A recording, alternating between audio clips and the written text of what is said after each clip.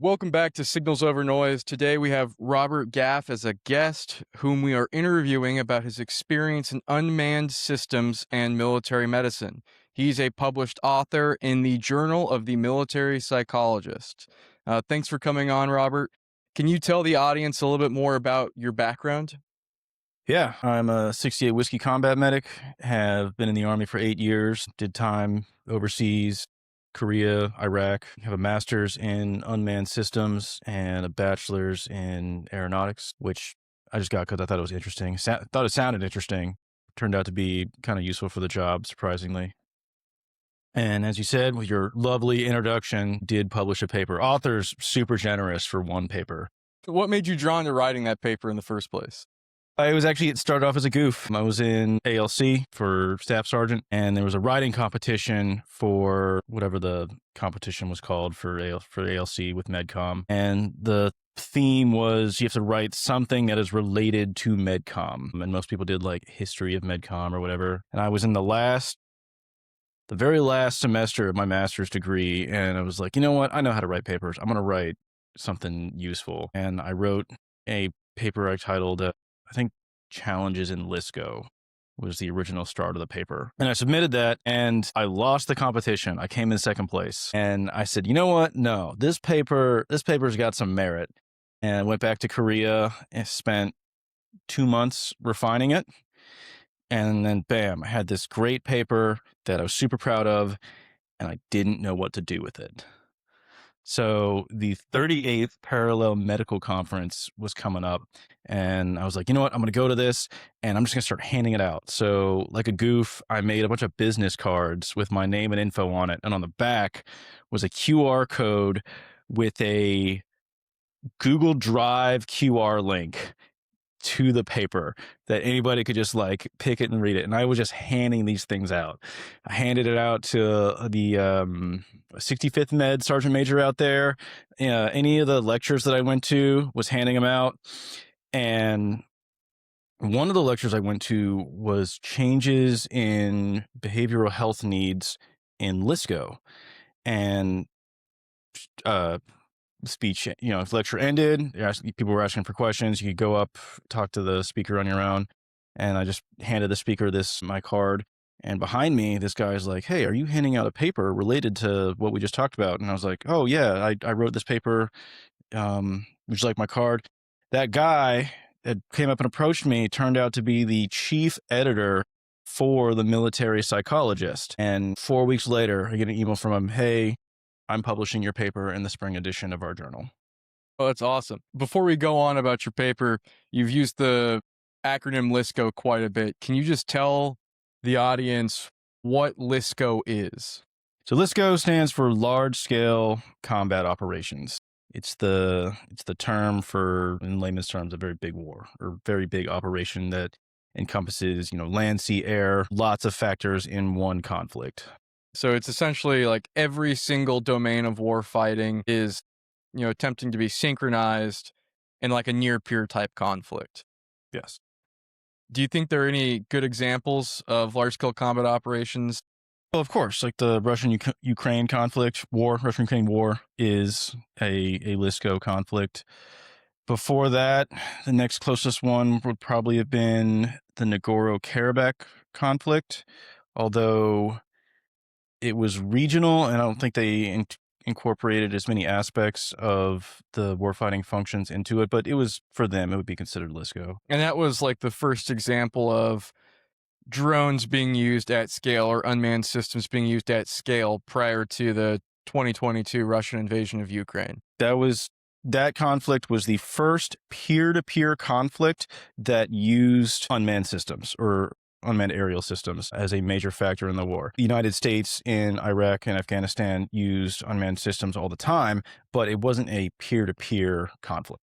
And I know that one part, like major piece of your paper that you talk about is specifically unmanned systems, their effect on the military health system. So like off the rip, when we're talking about either unmanned systems or just large scale combat operations in general, what's the biggest change from military medicine when you and I both joined the Army to what we're training for now? The biggest change Because of unmanned systems, loitering munitions, the whole gambit is the collapse of the golden hour model that we have relied on the last 20 years. And can you, for all of our listeners who probably aren't familiar with the golden hour, can you tell them what it is and why it was so central to military medicine during the global war on terror?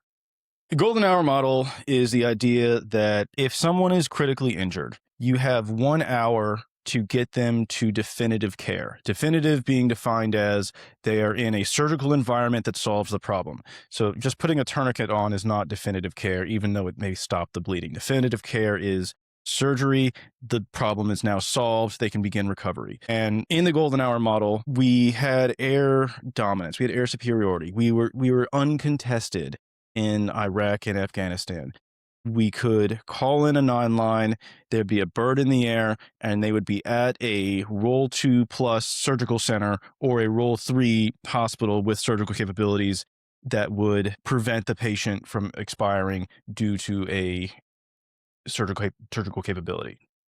In the golden hour model, if you receive definitive care within 1 hour, your risk of death is severely reduced. Of course, depending on injury dependent, but your risk of death is severely reduced and your chance of recovery is very high.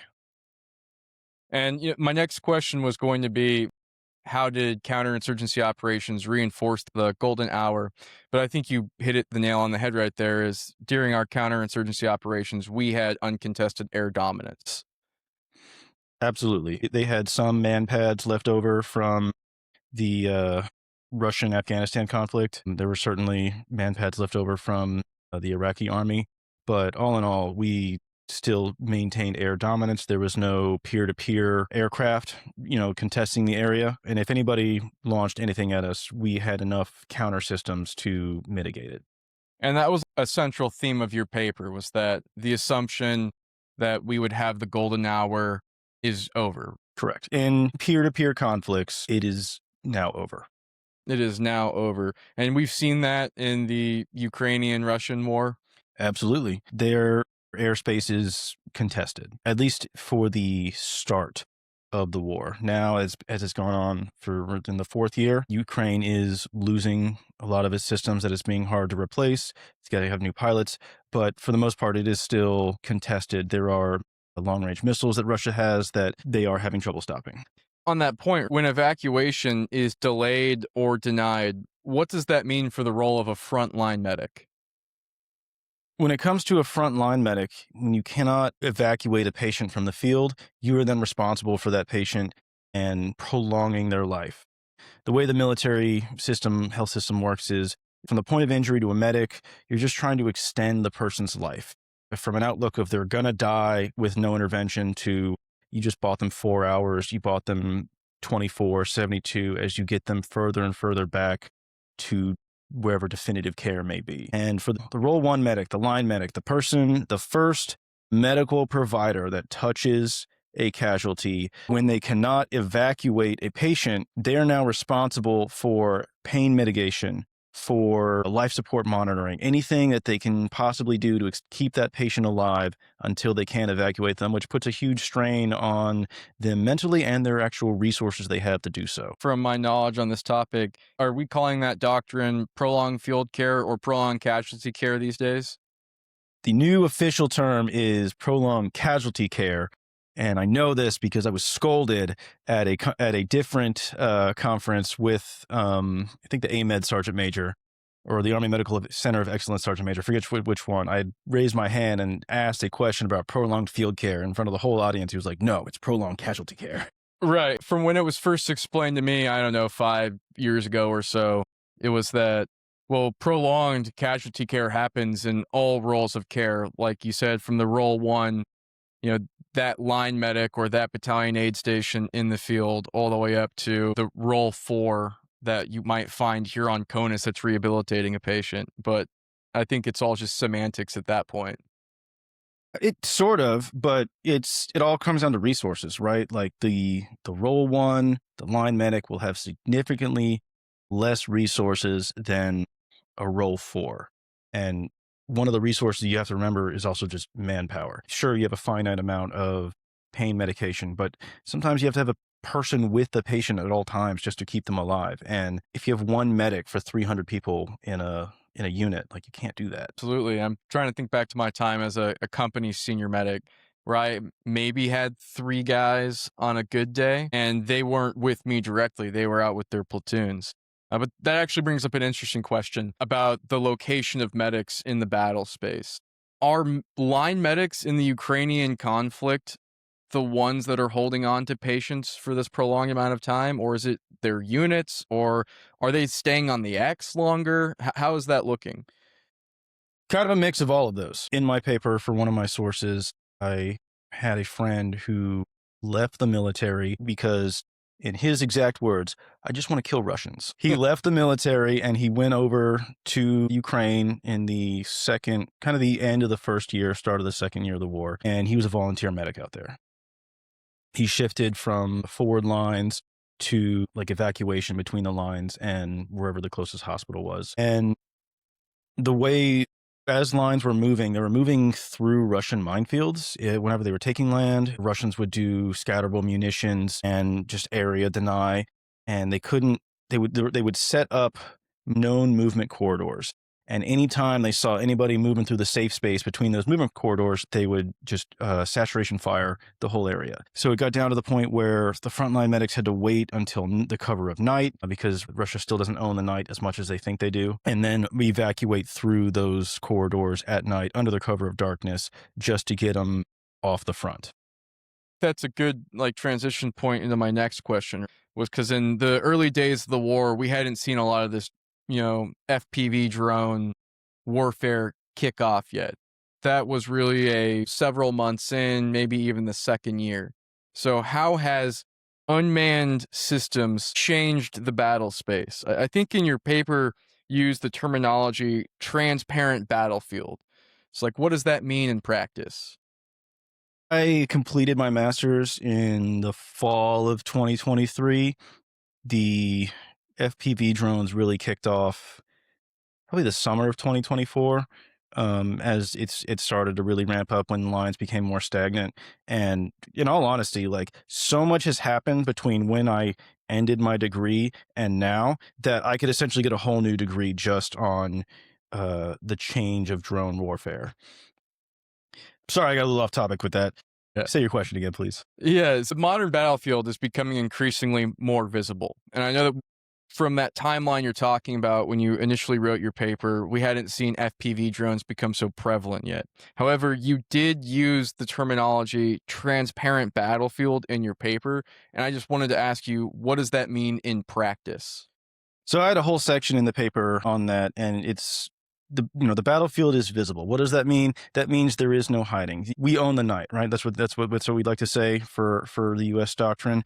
Well, now everybody has the capability to own the night if they just put the money into it. Between thermal sensors on drones, IR, there is no more hiding. We recently did an exercise here at our unit where they had a drone fly over just to see how well we were hiding, and like every talk, every tack, the roll one had a generator going, and it's just a giant hotspot, day or night, can be picked out in the trees. It's very obvious there's something there. EM communications, anything in the electromagnetic field can be found now and sourced for where it's coming from. It has become so much harder to hide now than it was before, that you cannot assume any level of safety just because you think you are hidden. On that note of staying hidden, or our terminology in the military is our survivability, how has that changed or shifted our survivability or protection doctrine as we've seen these FPV drones in Russia and Ukraine? We've always practiced, or not, I wouldn't say always, we have had a major concentration of survivability moves. Movement and maneuver is huge for us. You shoot, you move, especially with paladins nowadays. You shoot, you move, you don't stay in the same place. And with a visible battlefield, movement becomes everything. And also, if you move but can still be seen, it becomes nothing, right? You of course still want to move. You don't want to stay in the same place. You want to advance forward. You don't want to project where you are.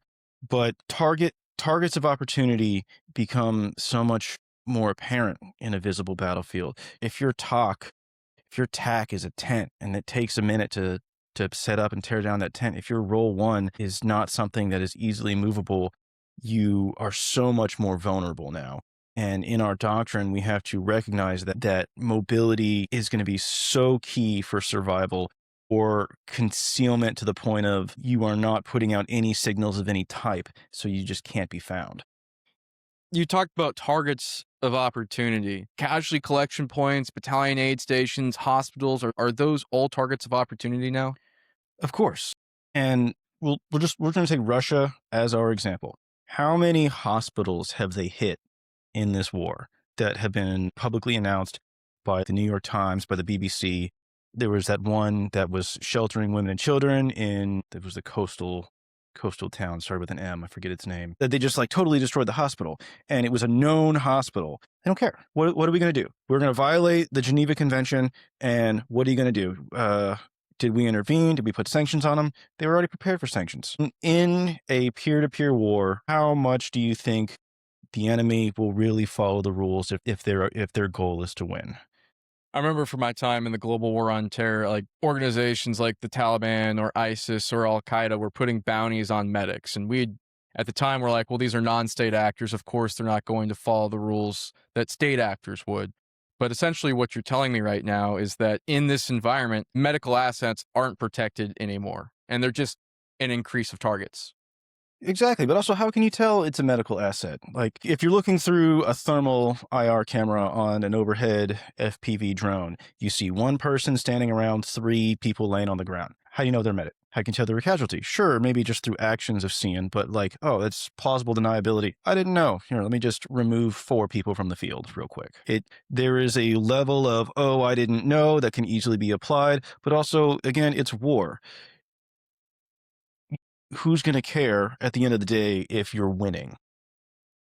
There's some NATO medical doctrine that says that we're supposed to properly mark or identify our medical vehicles or evacuation platforms and, of course, our aid stations, right? But in Ukraine, we've seen them hit ambulances with their red crosses clearly visible. Isn't that right? We absolutely have. We've seen people carrying litters get hit from FPV drones, from drop munitions. One thing in a future peer-to-peer conflict that I'm worried about is FPV drones that run off facial recognition. They're not looking for individual people with facial recognition. They're looking for, oh, that's a face. And I'm within the GPS area that says I'm allowed to detonate if I find a face and within this proximity. Drone's not going to know. Automated drone's not going to know it's a medic. Automated drone's not going to know it's a wounded patient. They're just going to go in and execute what it's been programmed for. Fascinating. So before we can even talk about drones as a weapon, the technology has already reshaped all of the conditions under which medicine is happening in the field right now. Absolutely. And going back to the death of the golden hour model, do you know what our like primary evacuation vehicle was that supported that? I want to say that was the HH-60 Mike Blackhawk medical variant, right? Yeah, just helicopters. Well, are they fast? Are they quiet? Sure, they're fast compared to a ground vehicle. They can fly over obstacles, but a loitering munition, a missile, a medium-sized drone with air-to-air missiles on it, it is a target of opportunity that you can't pass up. Makes complete sense to me. So on those questions of drones, when most people hear drones, they're thinking about ISR or strikes or some sort of one-way drone. But from your perspective, where do unmanned systems actually fit into the modern battlefield? They become so much of a bigger piece now. They're responsible for area denial now in the form of loitering munitions. They can be reused depending on how they're configured. If they're able to drop munitions versus instead of just being one that flies in and explodes, you have medium-sized drones that do target seeking that are incorporated with other systems that look for spectrum, and then you can go find a communication source. You can look for radar and then hit a radar point. It's becoming the new perfect soldier, because even if your $300 FPV drone takes out a $3 million piece of equipment and you have 30,000 of those small drones, your cost to win ratio or cost to destruction ratio is so much skewed in your favor as you use smaller devices to destroy more equipment and manpower.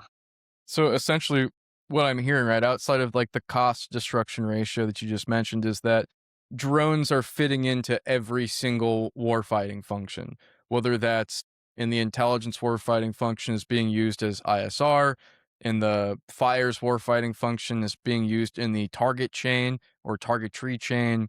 Sustainment, I know that you mentioned in your paper, maybe I'm misremembering, but the ability for drones to be able to carry like whole blood products. That's actually a thing. We are actually at the point where there's civilian technology and military technology of delivering fresh whole blood products to the battlefield, which is a whole nother aspect in my paper. It's when you have to sit on soldiers, you have to give them blood. There's no way you cannot give someone blood who's lost a bunch of it and be sitting on them for extended periods of time. Um, did a separate paper as part of my master's degree where I took a golden hour blood bag, the square box one, ripped out all the coolant, the cooling packaging and everything. So it was just the bag, stuffed it full of a complete speedball, which is a full resupply for a medical aid bag for like a line medic. And it was lighter, like even with a fluid bag in it, it was lighter than the whole blood blocks configuration and can then just be going and dropped where it's needed. So we're like, really, even though oftentimes in today's political climate, we talk about drones as like a weapon of war, but it's also a resupply method. It can be used as a resupply method. Your imagination is the only thing that limits what we can do with drones. And we've seen that evolve over the course of the war because it started with just normal, conventional, medium range, medium sized drones with conventional missiles, air to ground missiles on them, Shahhed ones. And then we moved into the naval drones and we saw Ukraine take out the flagship of Russia's flagship, just with a naval drone. So they will continue to evolve and they will continue to get deadlier and more useful. During my service, especially in the last couple of years, I've seen drones become more prevalent in our formations, but I've also seen some of our older drone platforms start to disappear. So, how did you foresee changes in our UAS operations during your service? In the United States doctrine, I saw a little bit of stagnation. We were resting on our laurels a little bit towards the end of Inherent Resolve because what we had been working. And then we started to lurch forward again as we saw what was coming. Did you ever see that video? It was like 3 years in to the Ukrainian war. And the United States Army posted a video of like, oh, here's our FPV drone dropping a grenade. Did you see that? Yeah, I saw that video. And then we were Ukraine and Russia were just already dropping mortars from it and had been doing that for the last year. And then we're like, oh, maybe that wasn't the best piece of propaganda to push. But oh, we have so many more things that we just don't want to tell people about because you don't show your hand, right? Right, absolutely. The United States acquisition officers are really getting into the purchasing the cheap small drones that can be used either as one way or for ISR. How does acquisition look in the United States today compared to, let's say, 5 years ago? And then we can also compare it to like a Chinese made company like DJI.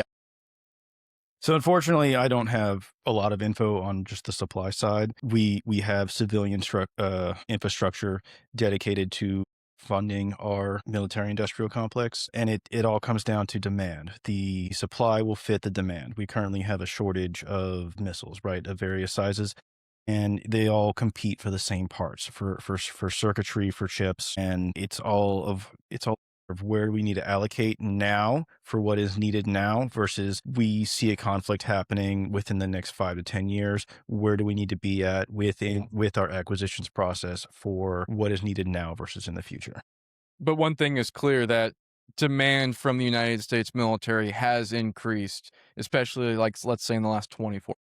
Absolutely, absolutely. Because we are preparing. And why are we preparing? Because it's good to be prepared. As we've talked about how we've seen our own UAS operations change in our own careers, do you think that drones are the driver of battlefield transparency, or are they just the most like visible symbol of it? I'd say the most visible symbol of it, we've had, satellites. That is a drone. It is operated remotely from someone. There's not a pilot on it. And we have systems that can give us optical pictures within 10 meters of 10-meter resolution, right? From space. And that's both on the civilian and military side, right? There's other things that I'm sure I don't even know about because I don't have the access to know about it. But it's not something you see. It's not something you think of, a satellite in space. But whereas on the news, when you see drones and the word drone all the time, that becomes your focus of, oh, this is the new thing and it's everywhere. So yes, I would say drones are the most visible sign of a changing battlefield, of a visible battlefield, but there are other pieces of equipment that we have that increase the visibility of the battlefield, just like through sensing technology. Increasing battlefield transparency, when we're talking about our adversaries, that's something we've always been focused on, whether that was through our light scouts in the army or our other ISR systems. So it's not really that drones are doing anything different. It's just they're the cool new shiny toy. Yes, but also transparency is with a lot of can be delivered in a lot of other methods, and you have to think about things on the cyber aspect. We are able to infiltrate our enemies' communications, their network infrastructure. That gives us a whole nother level, a whole nother layer of visibility that people don't think of because nobody thinks about the dude on a computer halfway around the world now gaining access to the telecommunications network that a country uses that they also coordinate all their military through. Like we've seen Russia use their 5G towers to coordinate their military. Ukraine and Russia has both been using Starlink. Did you see the most recent thing on the news that That Starlink shut off to Yeah, Russia? he shut it off to Russia, which is wild when you have a civilian, a piece of infrastructure whose corporate leader can say one day, no for this side, I'm back on. No for this side now. Like it's wild. But that also leads to the transparency of the battlefield that it's still being utilized on a civilian network. How compromisable is that network by an agent who wants to infiltrate it? Yeah, and I think that brings up a really great question on, I hate to use the old adage of PACE plans, that being like primary, alternate, contingency, and emergency, as like sort of building in redundancies to our systems. But when I saw the Starlink situation a couple weeks ago, I was like, well, hopefully they had an alternate, right? But it looked like they didn't have an alternate. That almost all of their command systems, not necessarily or at the platoon level or squad level, but like companies, battalions, brigades, were all dependent on Starlink. When you find something that works and it's easy to use, you lean into it until you realize that you can't. Or if you don't have a backup, yeah, you're going to lean into it hard.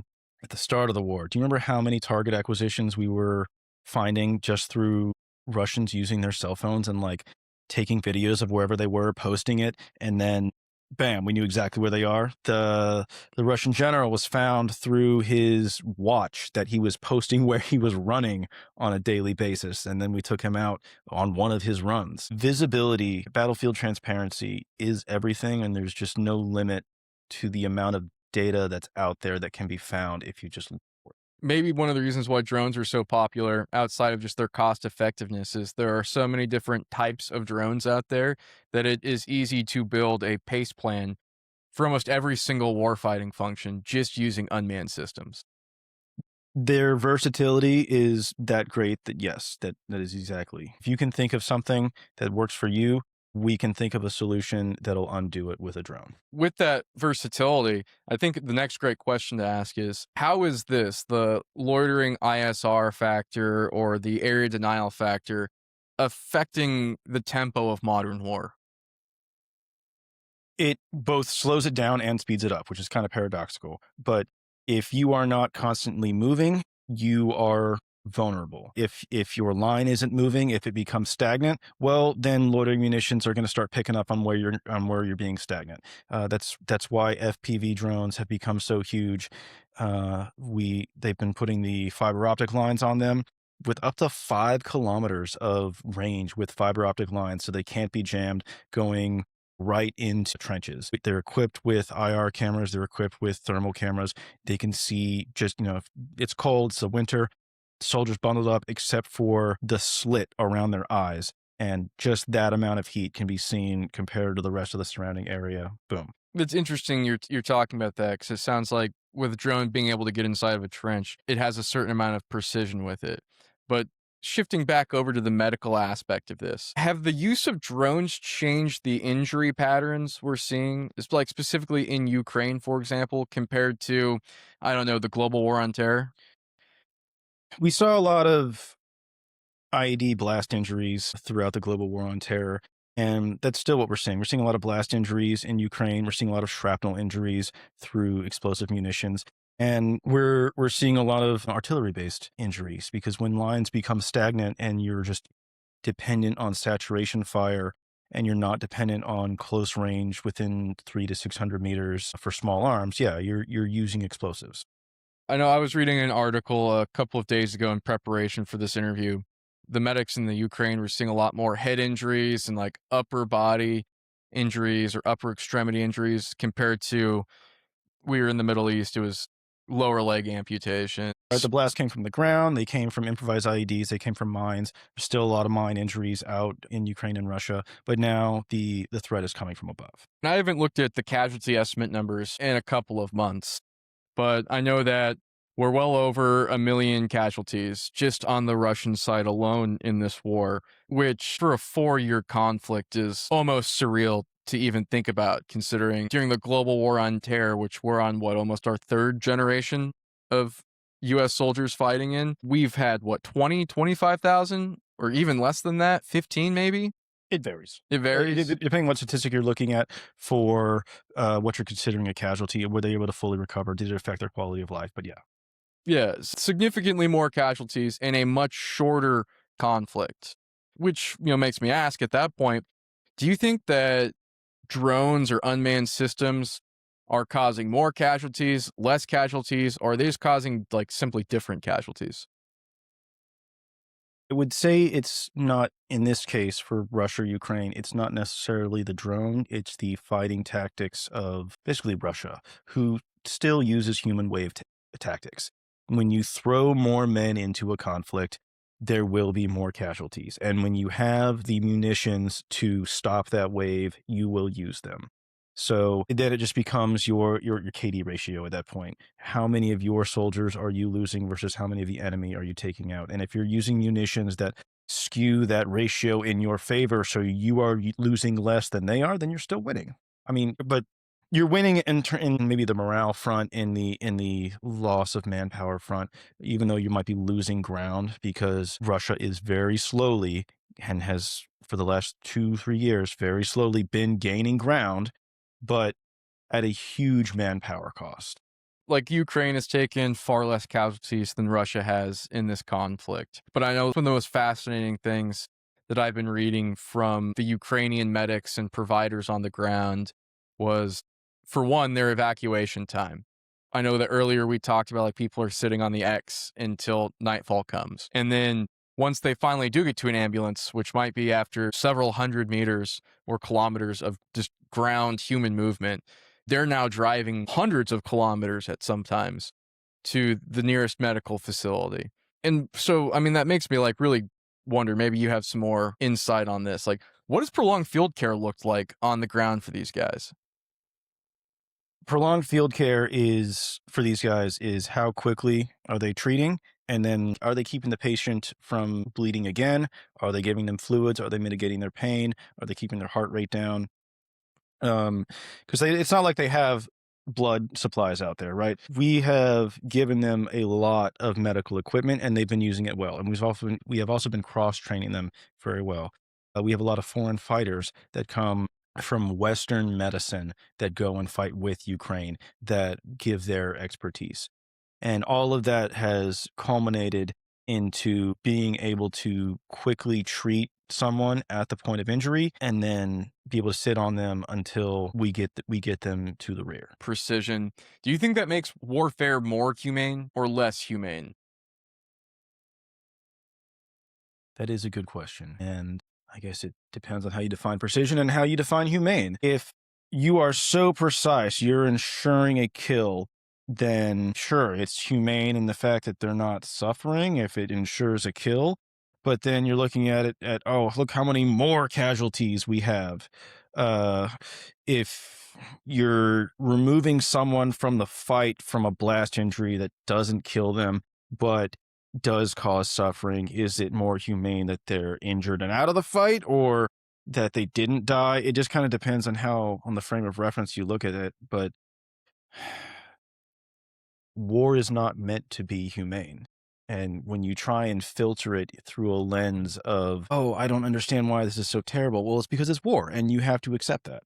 You and I were having a pretty good conversation about this before we started this episode. But now it's to the question I know that you've been really wanting to answer, which is as US has become more integrated, what assumptions about war have quietly stopped becoming true? So the immediate answer that I thought about this was war with the integration of UAS is no longer romantic. The West has a huge romantic fetish with war in our pop culture. The idea of the soldier fighting for his country. And killing the enemy, the ideological enemy that you can see, that you can touch, that you can put your hands on, and that just completely goes away with UAS. You don't know where the death is coming from, and then it just comes. There's no honor to that, right? Where's the romance in that? Where you're one day you're there, the next you're not, and it wasn't even an enemy that you could see, hear, feel, touch, or shoot back at. I can tell you what my biggest fear is. You ever been to Disneyland? No, I've never been to Disneyland. I want to take my kids there someday, though. So they have drone displays at Disneyland where they have thousands of drones that go up, with the little LED lights. They make light shows, right? China has this too. China did this first. China did it at the Olympics, where you have thousands of FPV drones in a formation that are completely synced and coordinated and doing whatever is required of them, right? And then imagine putting a 1 pound piece of C4 on all 10,000 of those drones. What are you going to do when a swarm comes? Yeah, we can't take them all out, can we? Maybe through an EM based weapon, we have a chance, but through just a regular munition, there's no way you're taking out every single one. And that would be my sum of all fears in a peer-to-peer conflict in drone warfare. It's interesting that you brought up EM weapons because one of the common themes I've been seeing across several different military journals, whether that's the Small Wars Journal or War on the Rocks or even Army University Press, is the idea that the next war will be fought with sticks and stones, which I know is in direct reference to D3OE or denied, degraded, and destroyed operating environments. How have we seen drones adapt to those environments? Well, it's not the next war that'll be fought with sticks and stones. It's the war after the next war.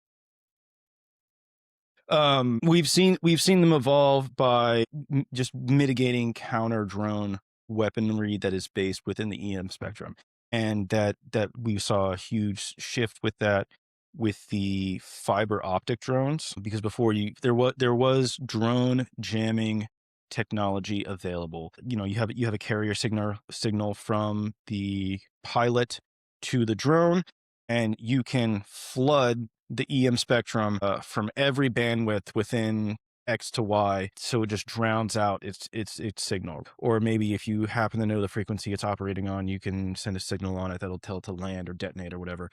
When they introduced fiber optic cables to that completely mitigated that. And it's just a direct line to the pilot. There is no shutting it down, overriding the signal unless the fiber optic cable is cut. And we've seen news stories of fields it looks like spider webs, but it's just covered in the super thin fiber optic cable. And now the most modern ones, we're looking at 5 kilometers worth of cable on these drones as they find the appropriate weight to motor size ratio to carry that much cable to its intended target.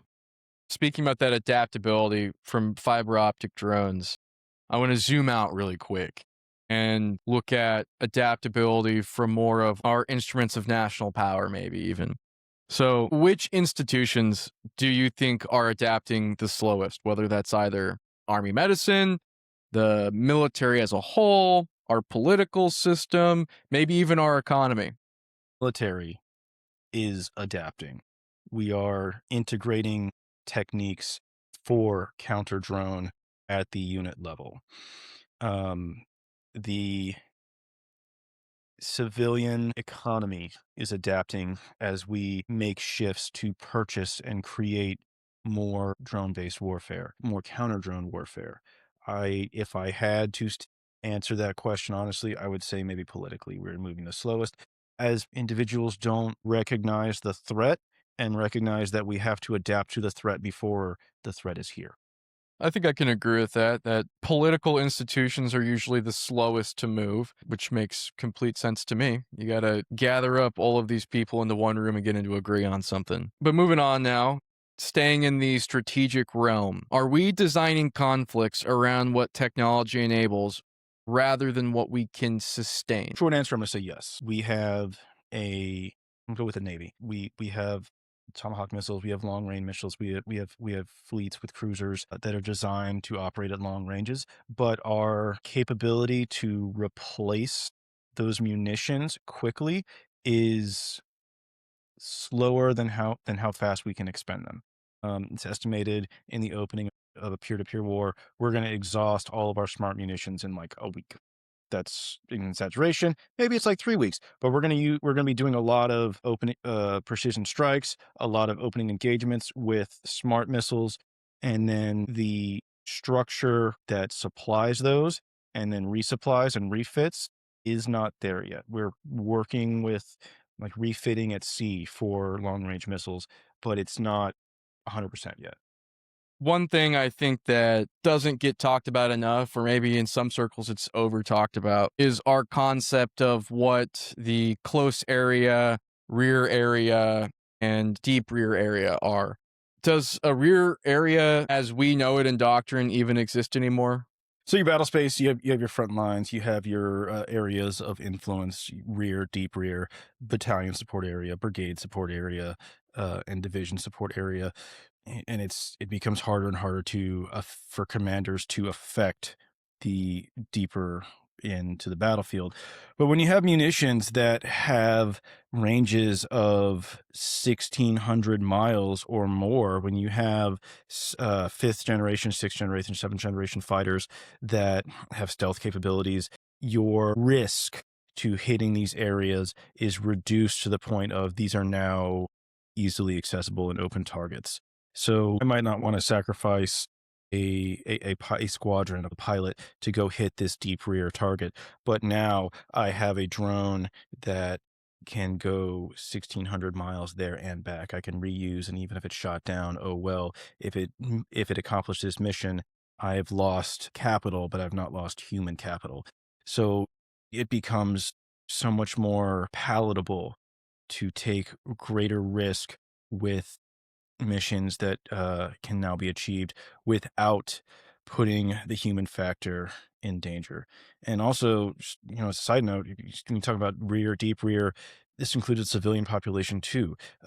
If you are able to reach into the civilian population to create a kinetic effect through social media and a state actor doing an influence campaign that then creates a kinetic action by the civilian population, then you have just achieved deep rear effect with no loss to you. Good nod there to the episode I did on shaping operations a week or two ago. Hadn't even considered that would be something that affects a deep rear area or a rear area, but you're absolutely correct. It's the information domain. Thank you. That was great. However, let's talk about something not so great. In the next near peer conflict that the United States might have to fight, if it started tomorrow, where do you think our medical doctrine would fail first? I think our medical doctrine would fail first on the supply side. And then second, maybe the implementation of forces. Role one, you're required to go out to the field with 72 hours of supplies, and role one operates at the battalion level. Your role two, which is your brigade support by doctrine, resupplies the role one after 72 hours after they get set up. But unless you have an appropriate amount of pre-positioned stock and then the supply infrastructure to not only make more stock, but move it to where it needs to be, that I think might be where it fails first. Because in the opening of the war, we're going to see a lot of casualties at the start. Will they be on the enemy side? Will they be on our side? It completely depends on the munitions used. Russia's already said that they're open to using tactical nukes again and have started producing them again. And what if war opens, they use a tactical nuke, and then everybody loses their taste for war right there because we don't want to escalate any further. We still have a potential division's worth of casualties to use. How long does it take for supplies to get forward? So I say that might be our first uh, failure point, or just choke point. I wouldn't say it's a failure point. Is, do we have the supplies necessary in position? And then second is just going to be implementation. We have our quick reaction forces. We have our 72-hour anywhere, anytime forces. But then like the roll three that I used to be a part of, uh, the amount of supplies and equipment to build a roll three, the amount of investment it takes. That is not, if all that equipment is not pre-positioned and close and ready to be set up and moved, it takes a lot to get a complete roll three from the United States to another country. Yeah, I mean, with the roll three, we're talking about connexes upon connexes of equipment, We are right? talking a tent city of connexes and personnel capable of supporting, up to 3,000 casualties. You can support as many casualties as you have tents and places to put them. Yeah, I remember a couple of years ago, I was doing some training event with, I think it was 62nd Medical Brigade. One of their commanders had described that it would take a football field sized area to set up a roll three. Is that actually accurate? That is absolutely accurate, and it's probably inaccurate because it takes more space.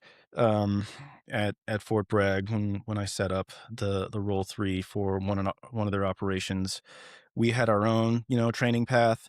It just happened to coincide with First and Second Brigade at Fort Bragg doing operations out there, and they had a drone flying around. They saw the roll three. Everybody was excited. They didn't know we had the capability to set that up. They started feeding us casualties, and then a one of the commanders of the 82nd kind of came into the roll three and they said, "Hey, this is great. I've never seen something like this before." I guess he'd never seen the roll three set up in its entirety because we did a complete, like, every support section from behavioral health, dentist. We had it all out there. I worked in Army medicine for 10 years and I've never seen a complete roll three setup. It's impressive. Thank God I was EMT and only had to worry about my little EMT section. But it is quite impressive when you see it set up. And the commander came in and was like, "This is great. Hey, we saw you guys on the drone feed taking up the space of half of a landing field that they use out there for the 82nd. How can you guys hide this?" And we all looked at him and we were like, "Sure." There's no way to hide a literal city. Like, it took up half of the landing zone, and the other half was occupied by the squadron for the med guys that were out there that were playing dust off. And because they had, I think, a complete squadron out there supporting dust off. So you just can't hide that. Well, as we're nearing the end of this interview, I want to bring it all back to where we started, knowing that the golden hour is essentially dead and gone. And I think we're on our 5th or 6th year saying the golden hour is dead. But it's not new. They have been saying it. Yeah, it's for a long time. I mean, it's been a couple of years since you published, though. What advice would you give either somebody contemplating becoming a military medic or to a military medic that's relatively new today? Hey, if you're thinking medic, go medic, right? No regrets. I started off as EOD, failed that school, became a medic by need to the Army, and absolutely love my career. Medics are great.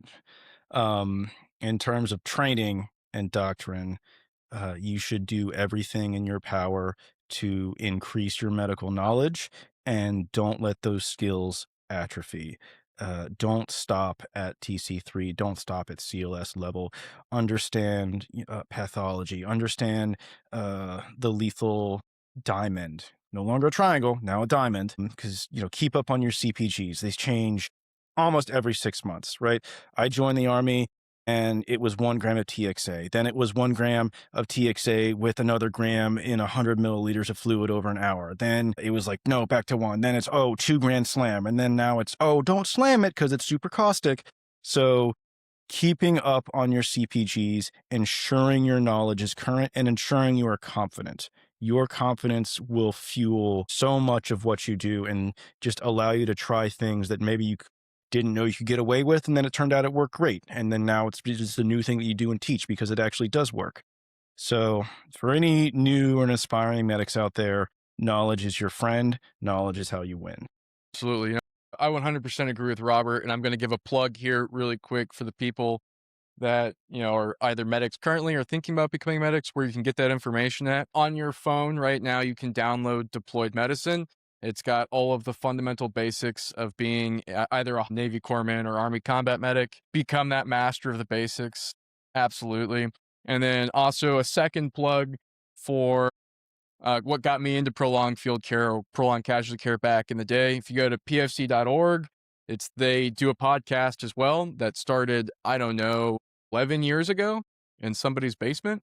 But if you want to know where prolonged casualty care started at and how much it has evolved over the last 10 years, go check them out at pfc.org. Can I caveat your plug? Yeah. All right. To all non-medics out there, every other branch, every other MOS on Deployed Medicine, there is CLS training and there is all service member medical training. We train CLS directly from Deployed Medicine. And just remember, when your friend gets hurt, it's not the medic that's going to save his life. It's you next to him applying some type of intervention within the first 2 minutes. That's what saves your friend, not necessarily the medic. Awesome. Well, Robert, thank you for coming again. And can you remind the audience where they can find your paper at? You can find my paper in the 2024 spring edition of the Military Psychologist. I was the featured article for them for that edition, and it's still on their website. I was actually checked it today to see if it was still up, and it was.